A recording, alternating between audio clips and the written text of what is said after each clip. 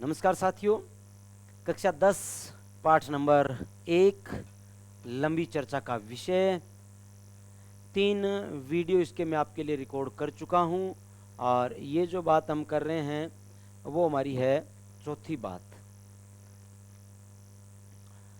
आज हम इस पाठ में चर्चा करेंगे बीकानेर के राठौड़ वंश के बारे में।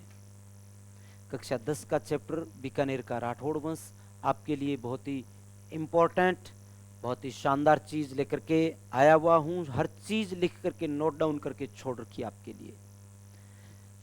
क्लास छोटी भले ही हो लेकिन कामगार सिद्ध होगी आपके लिए। बड़ी शानदार चीजें इसमें मैंने नोट डाउन आपके लिए कर रखी है। राजा बना देगी आपको ये क्लासेज। देखो, बीकानेर का राठौड़ वंश चर्चा कर रहे हैं और इसके प्रतापी राजा कौन कौन हुए। राव बिक्का राव जोधा के बेटे थे। जोधपुर के राव जोधा के बेटे राव बिक्का। देखो, बिक्का मारवाड़ के शासक राव जोधा का पुत्र था।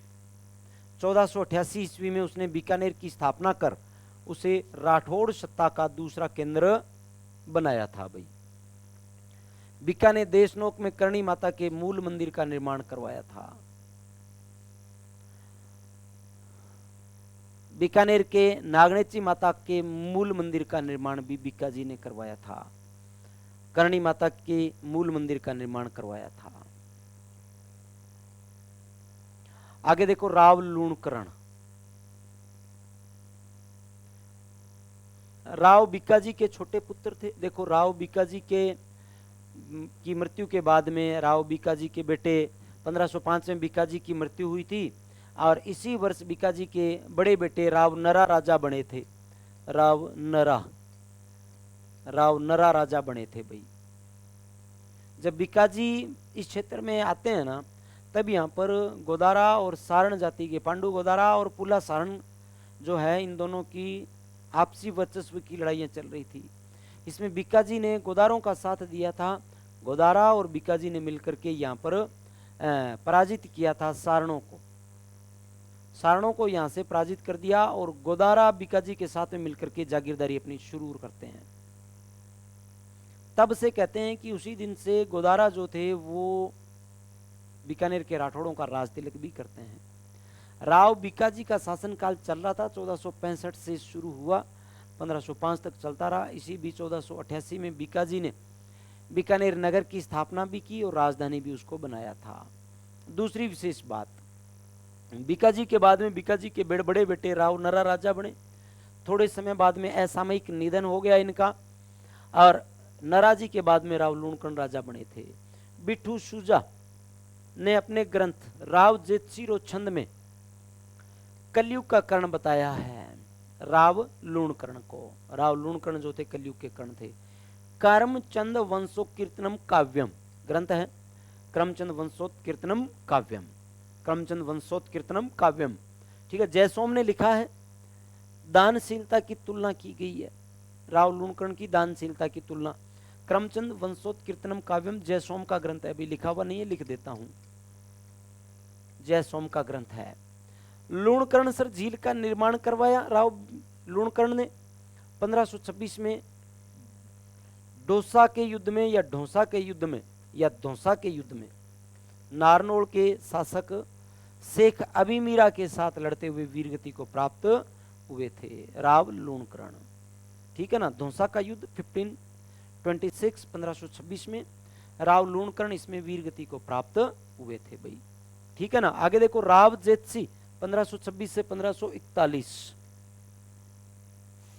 राव जेतसी, भाई ये वही जेतसी है जिनकी हमने चर्चा की 1541 में मालदेव के साथ में पाइबा के युद्ध में वीरगति को प्राप्त हुए। जेतसी ने 1534 में काबुल के मुगल शासक कामरान को पराजित किया था। 1534 में यह युद्ध हुआ राती घाटी का युद्ध। कौन सा युद्ध हुआ? राती घाटी के युद्ध में कामरान को पराजित किया था। इस युद्ध का वर्णन बिट्ठू सूजा ने अपने ग्रंथ राव जेतसिरो छंद में किया है। राव जेतसिरो छंद किसका ग्रंथ है? बिट्ठू सूजा का ग्रंथ है। बिट्ठू सूजा ने अपने ग्रंथ राव जेतसिरो छंद में इस युद्ध का वर्णन किया है भाई, ठीक है ना। आगे देखो भाई, 1541 में साहिबा या पाहिबा के युद्ध में, ठीक है ना, युद्ध में राव जेतसी मालदेव की सेना से युद्ध करते हुए वीरगति को प्राप्त हुए थे भाई, ठीक है ना। राव जेतसी मालदेव से युद्ध करते हुए वीरगति को प्राप्त हुए थे। जेतसी के बेटे में अभी कल की क्लास में मारवाड़ के राठौड़ जब करवा रहा था, मालदेव जब करवा रहा था, तब मैं आपको बता के आया था कि मालदेव ने 1541 में जेतसी को पराजित किया और जेतसी का बेटा कल्याणमल जो हुआ वो चले गए थे सिरससूरी के पास में। सिरससूरी के पास में जाते हैं, उनके दीनता स्वीकार करते हैं और उनसे सहायता मांगते हैं। तब सिरससूरी वहां से आते हैं कल्याणमल के साथ में। कल्याणमल और सिरससूरी और मेड़ता के वीरमदेव तीनों मिलकर के मालदेव के साथ में युद्ध करेंगे, गिरी सुमेल का युद्ध 1544 में। ये चर्चा सारी अपने कल की क्लास, कल की वीडियो को आप जरूर देख लें।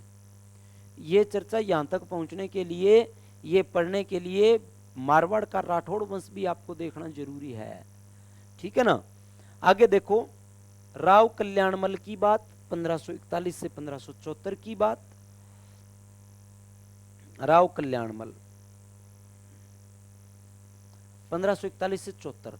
कल्याणमल ने खानवा के युद्ध में 1527 में राणा सांगा की ओर से भाग लिया था।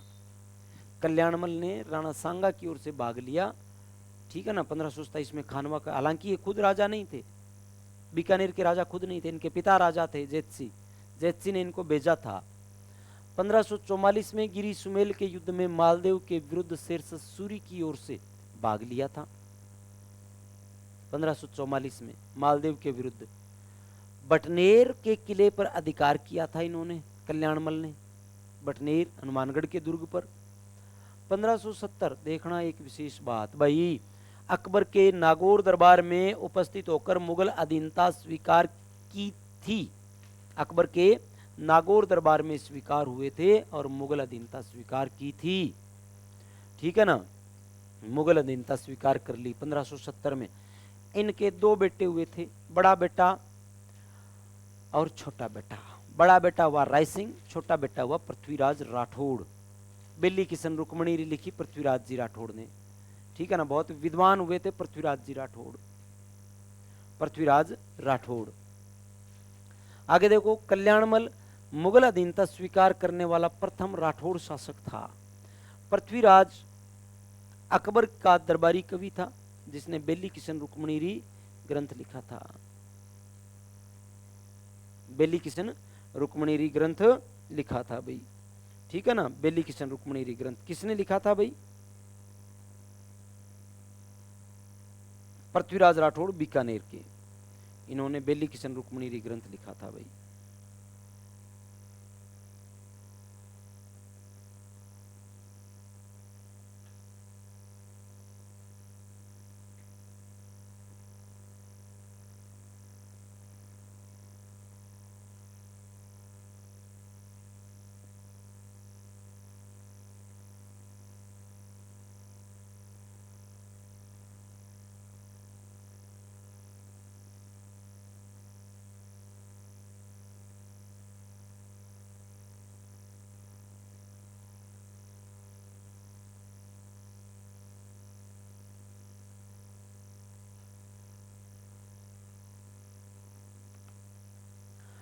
आगे देखो भाई,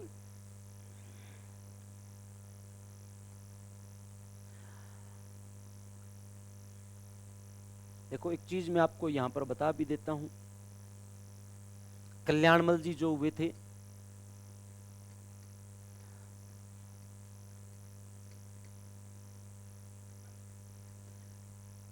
कल्याणमल के बड़े बेटे का नाम था राय सिंह,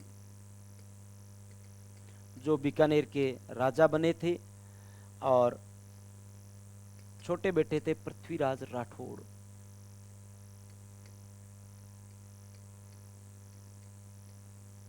बहुत विद्वान थे, ये बीकानेर के राजा बन गए। इन्होंने जूनागढ़ का दुर्ग बनवाया बीकानेर का। ये वही व्यक्ति है जिन्होंने जूनागढ़ का किला बनवाया और यहाँ पर गजारूढ़, जयमल और फतेह की प्रतिमा लगवाई थी। ये वो व्यक्ति है जिसने बेली किशन रुक्मणी लिख दी। अकबर ने इनको गागरोन की जागीर दी थी, वहां पर बैठे बैठे इन्होंने ये बेली किशन रुक्मणी ग्रंथ लिखा था, ठीक है ना, बेली किशन रुक्मणी ग्रंथ लिखा था। आगे देखो, अब राजा बनेंगे कल्याणमल के बाद में राय सिंह।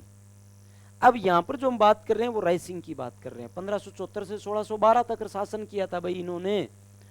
देखो ये आगे राय सिंह जी, बीकानेर के राय सिंह। 1570 में अकबर के नागौर दरबार के समय मुगल सेना में सम्मिलित हुए थे, मुगल सेना में सम्मिलित हुए थे। 1572 में जोधपुर का प्रशासक नियुक्त किया गया था। देखो 1572 में अकबर ने इनको जोधपुर का प्रशासक नियुक्त किया। क्यों? क्योंकि इस समय जोधपुर के राजा हुआ करते थे चंद्रसेन, 1562 से 1581। और जोधपुर के राजा चंद्रसेन जो थे ना, चंद्रसेन इस समय 1564 में हुसैन कुली खां को जोधपुर भेज करके जोधपुर पर अधिकार करवाया था अकबर ने। 1570 के अकबर के नागौर दरबार में चंद्रसेन उपस्थित तो हुए थे भाई, लेकिन अकबर की दीनता स्वीकार नहीं की थी। तब चंद्रसेन अकबर को चुनौती देकर के वहां से निकलते हैं। इसी कारण अकबर ने क्या किया भाई, पहले बीकानेर के राय सिंह को उनके पीछे भेजा था कि आप पकड़ो उनको, मारवाड़ के प्रताप को पकड़ो। आप पकड़ नहीं पाए थे, लेकिन 1572 में मारवाड़ बीकानेर के राजा राय सिंह के हाथ में जरूर आया था। 1574 में राय सिंह महाराजा धीराज की उपाधि के साथ बीकानेर के राजा बने थे, ठीक है ना, बीकानेर के राजा बने थे। जब राय सिंह बीकानेर के राजा बने ना, तब अकबर से राय सिंह की अच्छी थी। राय सिंह ने अकबर को कहा कि आप मारवाड़ का प्रशासक मोटा राजा को बना दो। कहते हैं कि 1575 में मोटा राजा उदय सिंह जो है ना, उनको मारवाड़ का प्रशासक नियुक्त कर दिया था राय सिंह के कहने पर अकबर ने। आगे राय सिंह के बीकानेर के जूनागढ़ दुर्ग का निर्माण, राय सिंह ने बीकानेर के जूनागढ़ दुर्ग का निर्माण मैं बता के आ चुका हूं, करवाया था। और इस किले के द्वार पर जयमल और फत्ता की पाषाण मूर्तियां लगवाई थी, पत्थर से बनी मूर्तियां लगवाई थी, ठीक है ना। आगे देखो, किले के भीतर इसने एक प्रशस्ति लिखवाई जिसे राय सिंह प्रशस्ति कहते हैं। आगे देखो भाई, ये जो राय सिंह प्रशस्ति है ना भाई, ये राय सिंह प्रशस्ति जैता मुनि ने लिखी थी भाई, जैता मुनि ने लिखी थी। किसने लिखी थी? जैता मुनि ने राय सिंह प्रशस्ति लिखी थी। आगे देखना, मुंशी देवी प्रसाद ने इसको राजपुताने का कर्ण कहा है। कलयुग का कर्ण बीकानेर का लूणकर्ण, कलयुग का कर्ण बीकानेर का लूणकर्ण, और राजपुताने का कर्ण बीकानेर का राय सिंह, बीकानेर के राय सिंह राजपुताने के कर्ण मुंशी देवी प्रसाद। आगे राय सिंह के बाद में राव कर्ण सिंह की बात करें, राव कर्ण सिंह की बात करें भाई, देखो राव कर्ण सिंह 1631 से 1668 की बात कर रहे हैं भाई। जाखड़िया गांव की सीमा विवाद को लेकर इसका नागौर के राजा अमर सिंह के साथ 1644 में एक युद्ध हुआ, 42 से 44 युद्ध हुआ, 1644 में पूरा हुआ। इस युद्ध को मतीरे की राड़ के नाम से जाना जाता है। मारवाड़ का जाखड़िया गांव बीकानेर और नागौर की सीमावर्ती गांव था। सिलवा मूलवास या मैं कहूँ जाखड़िया गांव पास पास का ही क्षेत्र है। इसके सीमा विवाद को लेकर के अमर सिंह नागौर के और कर्ण सिंह बीकानेर के बीच में ये युद्ध हुआ था। 1644 में युद्ध हुआ ये, और मतीरे की राड़ कहते हैं इसको, ठीक है ना। इस युद्ध को मतीरे की राड़ कहते मतीरे के कारण ये युद्ध हुआ था। चिंतामणि भट्ट के ग्रंथ सूख सप्ती में कर्ण सिंह को जांगलधर बादशाह कहा गया है भाई। जांगलधर बादशाह की उपाधि कर्ण सिंह को मिली थी। सूख सप्ती में चिंतामणि भट्ट का ग्रंथ सूख सप्ती है, और इसमें सूख सप्ती ग्रंथ में कर्ण सिंह को जांगलधर बादशाह कहा गया है। आगे कर्ण सिंह ने साहित्य कल्पद्रुम और उसके दरबारी विद्वान गजानंद मैथिल ने कर्ण भूषण और काव्य डाकिनी ग्रंथ लिखे थे भाई। बहुत इंपॉर्टेंट है भाई साहब, कर्ण भूषण और काव्य डाकिनी। काव्य डाकिनी गंगानंद मैथिल का है भाई, काव्य डाकिनी। और कल्पद्रुम कर्ण सिंह ने साहित्य कल्पद्रुम, बहुत इंपॉर्टेंट है, साहित्य कल्पद्रुम किसका है? साहित्य कल्पद्रुम कर्ण सिंह का। और इनके दरबारी विद्वान गंगानंद मैथिल ने कर्णभूषण और काव्य डाकिनी ग्रंथ लिखे थे।